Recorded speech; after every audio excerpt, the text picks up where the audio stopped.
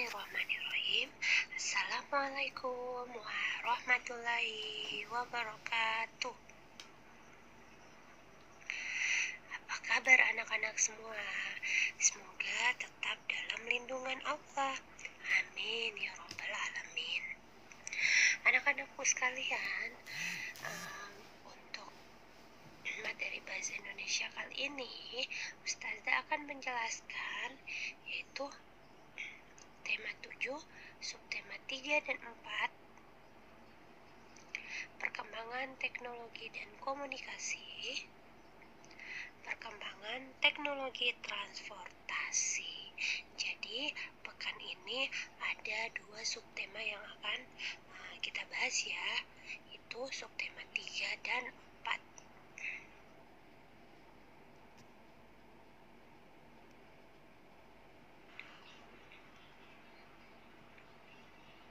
Perkembangan teknologi informasi. Nah, yang pertama kita bahas itu subtema 3. Manusia adalah makhluk sosial, artinya setiap orang memerlukan orang lain. Satu orang berhubungan dengan orang lain. Manusia melakukan komunikasi saat bersama-sama. Saat berkomunikasi, kita dapat menyampaikan apa yang diinginkan. Saat berkomunikasi, kita dapat menyampaikan apa yang kita pikirkan. Dahulu, ruang komunikasi manusia amat terbatas. Bersyukurlah, teknologi komunikasi makin berkembang. Kini, kita dapat berkomunikasi dengan siapa saja dan di mana saja.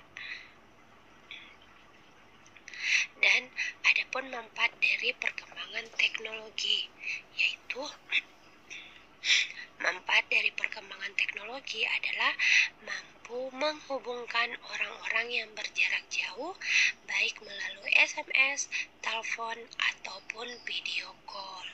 Jadi, bersyukurlah untuk sekarang perkembangan teknologi itu sangatlah berkembang, semakin maju. Karena yang dulu yang biasanya itu komunikasinya yang dilangsungkan secara langsung, kita tuh bisa berkomunikasi dengan seseorang, menyampaikan sesuatu itu harus bertatapan langsung dengan orang satu sama lain. Tapi sekarang sudah berbeda jauh, teknologi semakin berkembang. Jadi walaupun jarak jauh, tempat kita berbeda, daerah kita berbeda, tapi sekarang cara menghubungkan orang-orang itu seperti melalui SMS, telepon, ataupun video call. Jadi seperti itu ya.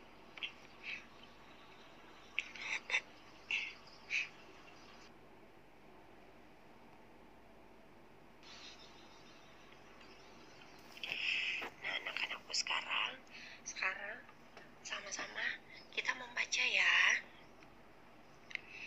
Sejarah komunikasi. Komunikasi adalah cara penyampaian gagasan antar manusia. Pada awalnya, komunikasi dilakukan secara tatap muka dan pesan disampaikan secara lisan. Namun, kebutuhan untuk menyampaikan informasi secara tidak langsung juga sangat diperlukan, sehingga ilmu tentang komunikasi semakin berkembang. Ada bermacam-macam cara penyampaian pesan dari jauh. Suku Indian menggunakan asap sebagai tanda pesan. Di Indonesia dikenal adanya kentungan. Kentungan digunakan untuk penyampaian tanda bahaya bagi warga. Selain kentungan, gong dapat menjadi pilihan sebagai penyampaian pesan. Salah satu penyampaian pesan secara tertulis adalah melalui surat.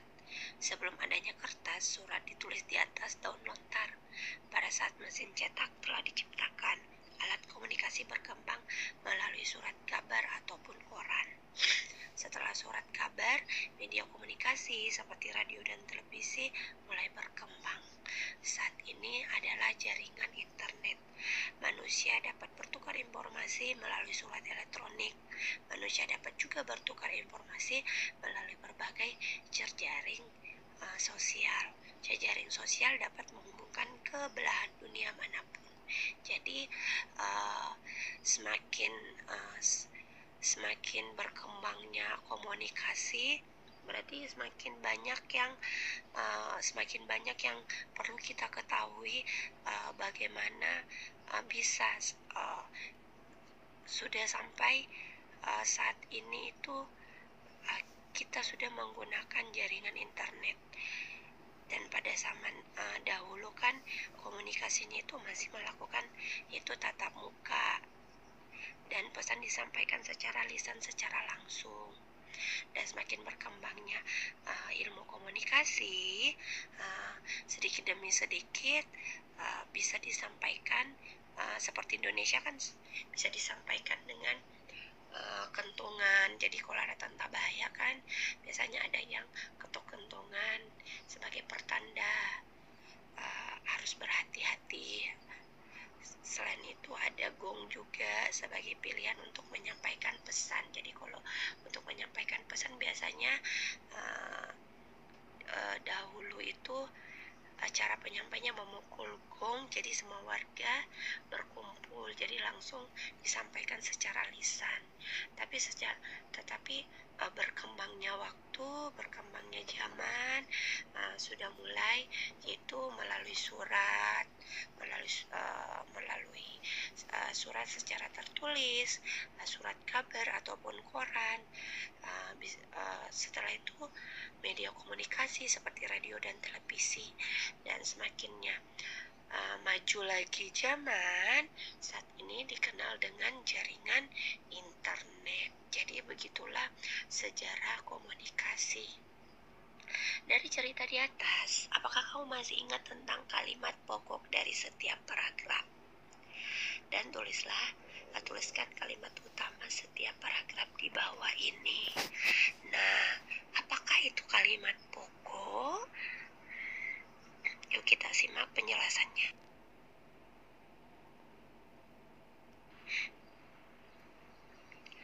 Kalimat pokok adalah kalimat utama pada paragraf yang berisi hal utama pembicaraan paragraf serta dilengkapi oleh kalimat penjelas yang berada di awal kalimat atau biasa disebut dengan deduktif, maupun di akhir kalimat yang biasa juga disebut yaitu induktif.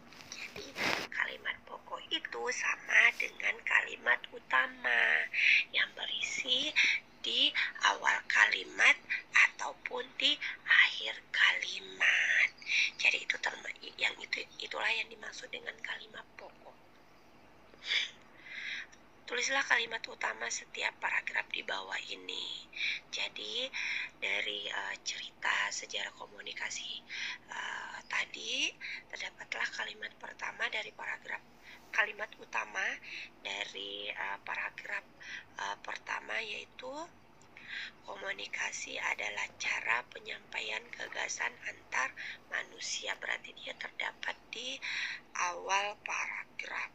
Terus paragraf kedua, kalimat utamanya yaitu ada bermacam-macam cara penyampaian pesan dari jauh.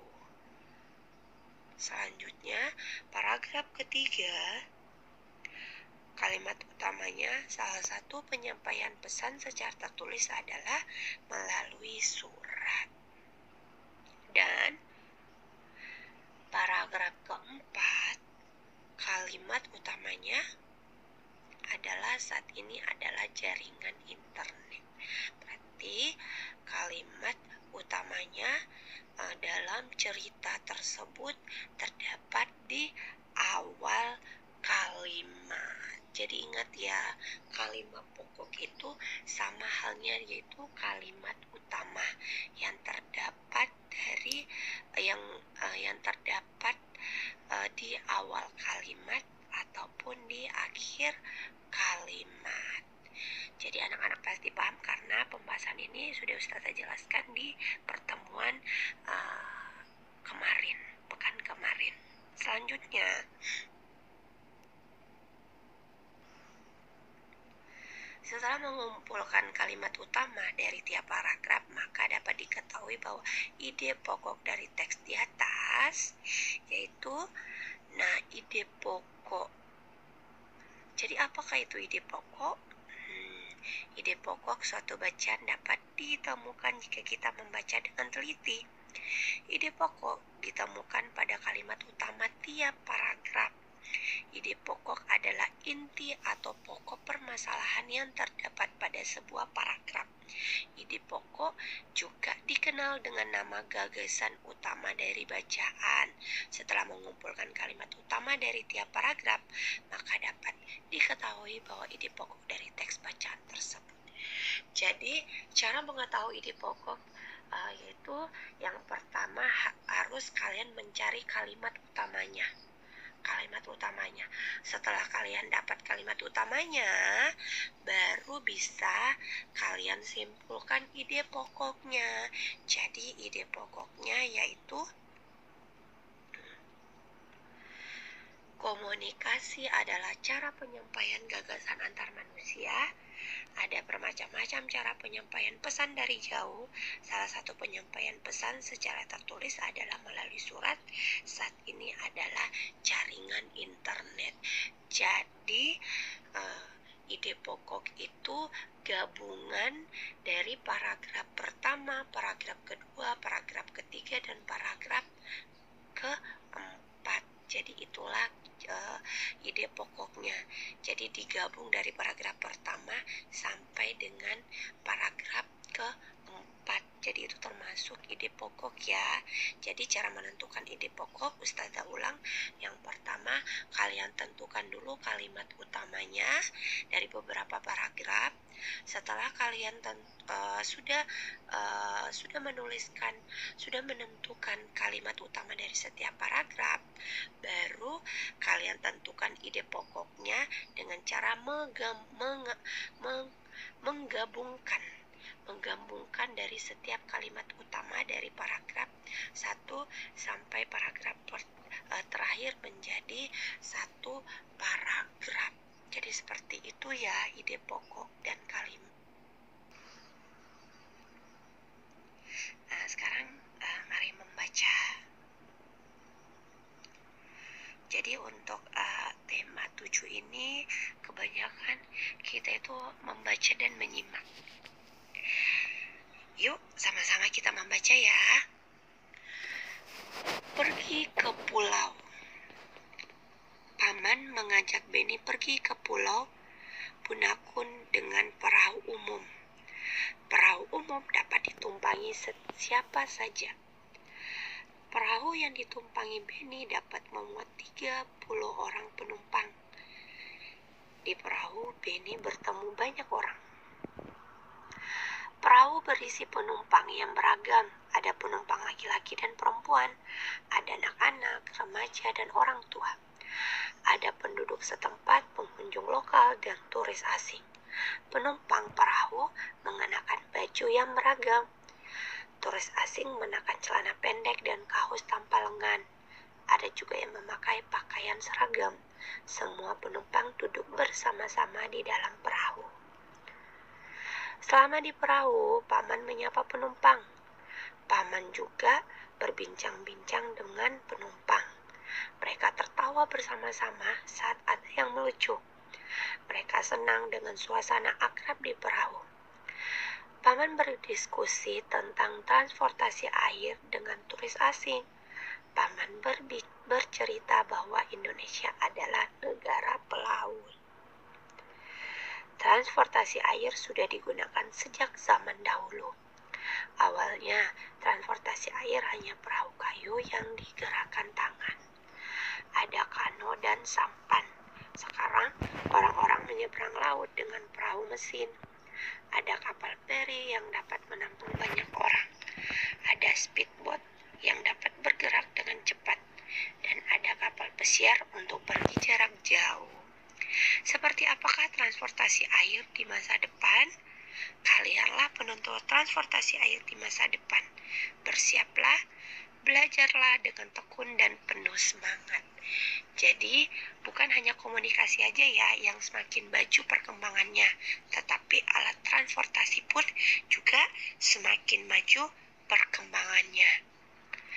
Nah, bacalah kembali teks Pergi ke Pulau dengan teliti dan tentukan kalimat pertama dari setiap paragraf. Kalimat pertama dari pekan kemarin, Ustazah sudah menjelaskan apakah itu kalimat pertama. Kalimat pertama adalah kalimat yang terdapat di awal paragraf.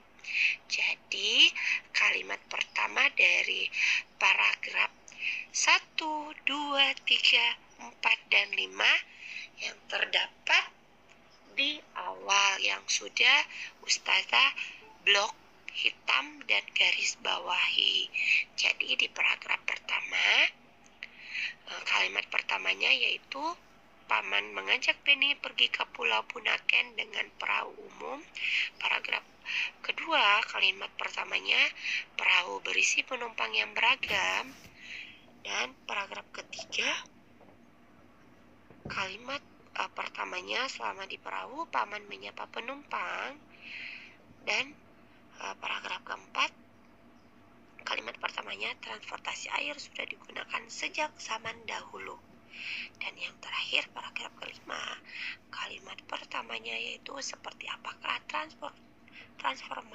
transportasi air di masa depan. Jadi itulah kalimat pertama dari setiap paragraf. Ingat ya, kalimat pertama adalah kalimat yang terdapat di awal paragraf. Oke, paham ya anak-anaknya Ustazah?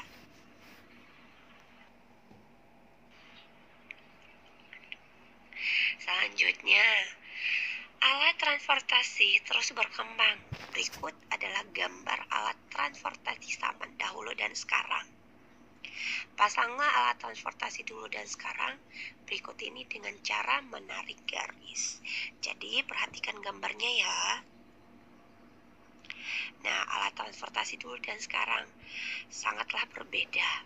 Jadi di sini di sebelah kirinya Ustazah yaitu alat transportasi zaman dahulu, dan di sebelah kanannya Ustazah yaitu alat transportasi zaman sekarang. Kalau pada zaman yang zaman dahulu itu sepedanya berbeda dengan zaman sekarang. Terus di sini yang kedua yang digunakan sekarang yaitu ada mobil ataupun motor. Di sini biasanya delman. Dan di sini ada kereta api. Di sini untuk pesawatnya, di sini masih seperti baling-baling. Dan di sini ada perahu air. Di zaman sekarang sudah ada kapal besar, pesawat. Nah, kereta api berubah menjadi keretanya itu berbeda ya. Apa ya ini? Ustazah lupa apa untuk kereta yang sekarang. Yang selanjutnya itu mobil dan sepeda. Sekarang itu sepedanya berbeda-beda. Selanjutnya,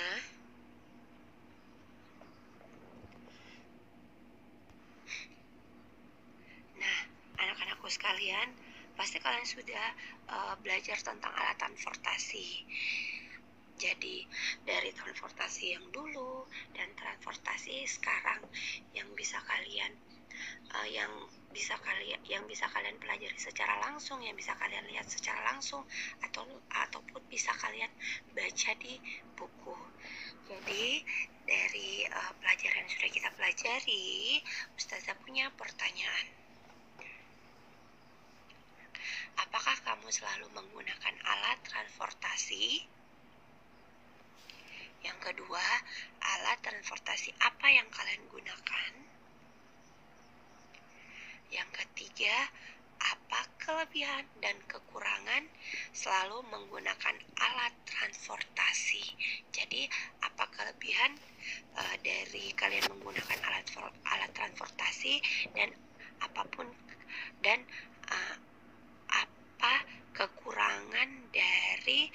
kalian menggunakan alat transportasi.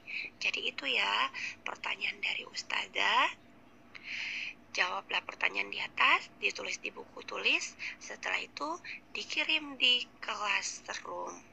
Jadi tugas hari ini kalian menjawab pertanyaan yang sudah Ustazah sediakan. Selamat mengerjakan. Semoga apa yang Ustazah sampaikan, jelaskan pada materi kali ini bisa dimengerti. Semoga bermanfaat. Ustazah tutup dengan membaca Alhamdulillah.